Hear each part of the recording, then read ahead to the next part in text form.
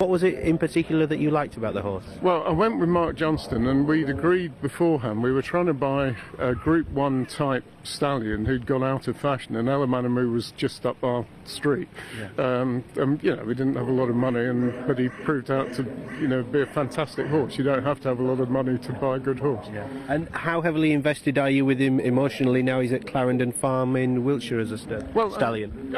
I see him fairly regularly. He's not really covering now. I've got his last foal, in fact, but she's now a 2-year-old at home on my farm in Kent. So I've got the last one. I'm going to race her. So yeah. And there's a statue for him, isn't there? And a locomotive is named after him. That was because Great North Eastern Railway sponsored the Doncaster Cup, was it? Exactly. Yeah. Great North Eastern sponsored it. John McCruick unveiled the thing, and at King's Cross, and he's got a statue at Doncaster Racecourse, so it's a brilliant story. Yeah, fantastic. And tell us about your runner in this one. I would imagine a major player, given the form, Jukebox Jive. Well, we hope so. I bred him. It's by Jukebox Jury, who Mark Johnston trained, who was a good Group winning 2-year-old, and then a Group 1 winner of the Irish St Leger later on. And Sweetheart won for me 5 times on the flat, and then was a Group 2 winner over hurdles and Group 2 place. So she was good. She was 140 over hurdles. So. Yeah. Fantastic. We look for a big run from Jukebox Jive, but it's life affirming, isn't it, when something like this happens? It's the dream, isn't it? Really? No, it's fantastic. Yeah. I'll have to go and watch him now, actually. Okay, thanks very much. Really wish you the best of luck. Okay, thank you. Thanks. Ron Huggins coming over for a chat about Jukebox Jive, but just as significantly, it's great to hear about the legend Double Trigger, isn't it, Mark? What a great story that is, isn't it? It is, yeah. Such a bargain basement by 7,000. Was it 7,200? You said. Yeah. Comes and makes his racecourse debut, no great expectations, bolts upon his debut, and the rest is history, isn't he? Went on to be one of the best staying horses in recent times, and to win 3 Goodwood Cups. Well, to win one is good going, but to win 3 is unbelievable. I like the thinking behind that as well from Mark Johnston and Ron Huggins, going for a Group 1 stallion that had gone out of fashion. You'd imagine there'd be a lot of stallions that can do the job, but it's just all about fashion, isn't it? There must be bargains to be had out there. Yeah, and it's ironic that this horse, Jukebox Jive, who Ron bred, he's by Jukebox Jury, who Mark also did very well with, as he said. I think he won a Royal Lodge, didn't he, as a 2-year-old, and he won an Irish Ledger, so keeping it in the family very much so. What about this Moon Sun Star, number 4 on the card? We left the paddock shots earlier on. Moon Sun Star we've not yet mentioned, 12-1. This one cost 100,000 guineas as a yearling. Yeah, you're drawn to that. He cost 100,000, so he wasn't a cheap buy. Trained by David O'Mara. He's a colt by Tia Filio. He's bred by Gigginstown House Stud. Ability-wise, we're guessing, but he's got the right price tag. He's got a decent pedigree.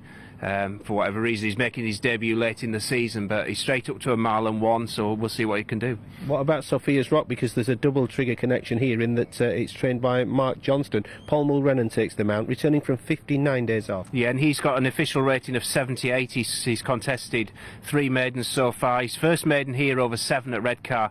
That worked out really well. Andock won it, won since. The second, King's Gift of Michael Dodds, he's ran really well in the Horace Hill at the weekend. So that was strong form, beating 4 lengths. Second at Haydock next time out. Then he was 3rd up at Hamilton, again behind the useful horse in Now Children. So he's got some decent form in the book. He's rated 78. He's only ever raced on quick ground, but he's, talking about pedigrees, he's a full brother to Prince of Gibraltar, who was a dual Group 1 winner in France, including on heavy ground. So he could improve for this sort of conditions, and Ron Huggins is obviously keen to win the race, but equally Mark Johnston will be as well. He will be. What about number 6, Tax Me If You Can then? 16-1 is the price. Does this horse have to improve, and if so, to what extent? Well, on his first run he's got claims. On his second run he'll have plenty on his plate. He was second in deep ground on debut at Hamilton, heavy ground behind Election Day. The winner's won since. That form reads okay, but he didn't build on it. He came here at Redcar on 2-year-old Trophy Day, only finished 7th. He was beaten 13 lengths. That form, that one piece of form wouldn't be good enough, but again he's got a good pedigree. He's a half brother to Burke Hampstead, who's a good horse as a 2-year-old for Jamie Osborne, I think. There's Tax Me If You Can, proving reluctant. Number 6 on the card, Philip Makin. Now, earlier on, Dusty Bin won for Kevin Ryan and Kevin Stott, and that combination are represented here by number 7, Tower Fege. Yeah, he's a colt by Mawethek. He's a March foal. He makes his racecourse debut. Again, winners in his pedigree. How much ability he's got, we're guessing. But the yard have had a good season, especially second half of the season. The 2-year-olds have done well. Yeah, and number 8, True Romance, is the outsider here at 66 to 1. Trained by James Given, 2 runs, 6 of 11, beaten 4.5 lengths on debut here at Redcar early in October. Then he went to Haydock, finished 7th, beaten 6 1/4 lengths. They've been okay. They've not been devoid of encouragement, but you'd have to think he'd have to improve on those.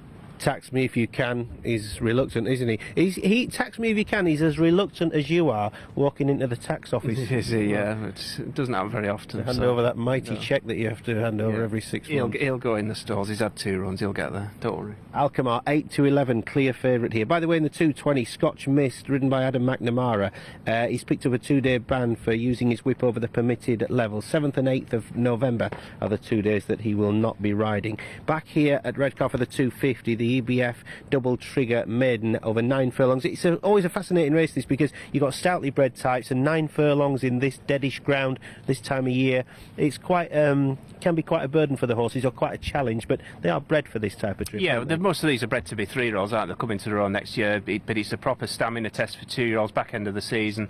And the 2 horses who are likely to lead here are Ron Huggins, his horse Jukebox Jive, tried to make all at Bath, and the Johnston runners Sofia'S Rock, so it could be a proper head-to-head between those two from the outset. They like this Alkmaar though, don't they? Look at this, 4 to 6 now, Andrea at Zani's Mount, 4 to 6, and Sofia'S Rock 7 to 2. You've got a footnote on a horse that ran well in defeat at Doncaster that Andrea rode. He was telling you works like a good horse. UAE Prince, he just told us off camera, didn't he? He was just slightly disappointed with his finishing effort, but I don't think he's lost faith in him, and still a horse to look forward to next season. I think he ran off 93, so he wouldn't be giving up on him. Notebook, UAE Prince, PRINCE. Okay, got that. Thank you, Mark. 4 to 6 Alkmaar, 7 to 2 Sofia'S Rock, 8 to 1 Jukebox Jive, and 14 to 1 and big at the rest. Yeah, Jukebox Jive is by Jukebox Jury, that one of those good group races for Mark Johnston, ran in the colours of Alan Spence, of course. This horse running in the colours of Ron Huggins, who owned Double Trigger. You heard from him earlier on. Last couple going forward for this one. Then the third race on the card, the 250, the Double Trigger Maiden Stakes. Let's go back for commentary with Malcolm. Thanks, Peter. Yeah, just waiting for one more. Jukebox Jive. Jukebox Jive completes the lineup into the wide stall, stall 8. That's it, was set.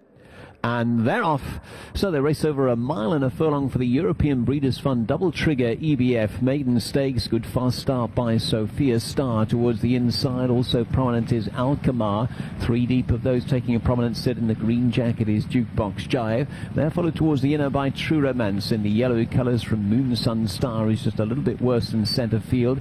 Tower Fege towards the back, Royal Blue Red Stripe in the red jacket with a blue star. Second last is Boulder Bob, and the quarter jacket of Tax Me If You Can in the rear. Phil Makin's got that about 7 off the pace, which is being set by Sofia'S Rock as they go towards the end of the back stretch. Taking the turn then back inside the 6, it's Sofia'S Rock in front by 2 to Jukebox Jive racing second. True Romance is third on the inner. Alkmaar, the Royal Blue Jacket, turns in 4th position, followed through by Moon Sun Star, then Tower Fege. Couple of lengths to Boulder Bob and 1 more to Tax Me If You Can, who's ridden along in the rear of the field.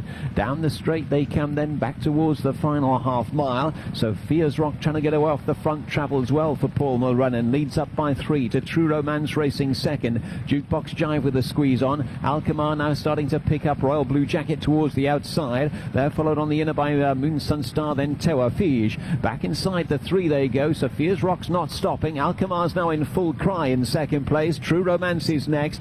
Tower Fege back in 4th place. Back towards the final 2 furlongs they come, and pouring on the pressure. Sofia'S Rock still there by 3 lengths. In second, Alkmaar struggling to get to this leader. Tower Fege is next in the field, followed by Boulder Bob, who's trying to run on, then True Romance. They're back to the furlong now. Sofia'S Rock's opened up by the best part of 5 or 6 and is blasting away in front. Inside the final half they go. Sofia'S Rock's away and gone, and will race up towards the line to score impressively. Sofia'S Rock's taken it. Alkmaar in second. Boulder Bob came through for third. Tower Fege was fourth.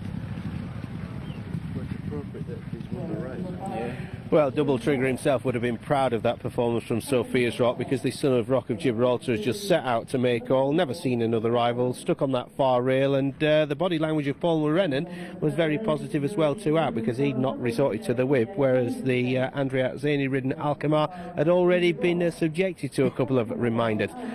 Boulder Bob finishes third, but boy, they were strung out. It's been a fair test, but Sofia'S Rock, from the outset, it was clear Paul Mulrennan was there to make it a proper test, and a proper test is what it was. He did, yeah, exactly, and he's run out a really impressive winner, hasn't he? He'd had the 3 runs, and as we discussed beforehand, he'd been in against good horses. Andok, King's Gift on debut here over 7, last time out behind Now Children, who's a promising type of Ian Jardines.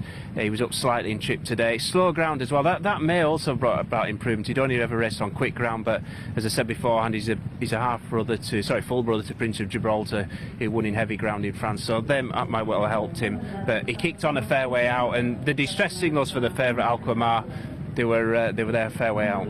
Mark Johnston's expressed clearly on Racing UK at least once this season about the ground not being too pigeonholed by that sort of thing. It's certainly been no detriment to the horse today, but even on good ground you'd imagine this horse would be very effective if he gets a good galloping track like this. Yeah, I think he'd go on any ground. He's only beaten 3 parts of a length at Haydock on good to firm. He's bolted up on soft ground here, so I think he's versatile in that respect. He's a promising, again, middle distance horse for next season. This was a 1 1 and in the old days it wouldn't have been a massive surprise if he'd gone to Newmarket next week for the Zetland Stakes, 1 1/4, but that's already been now. They've changed the programme, so that might be the last time we see him this season, but you know, he should be a good middle distance 3-year-old for next year. Yeah, he's got a good constitution about him as well, hasn't he, by the Rock of Gibraltar, who won all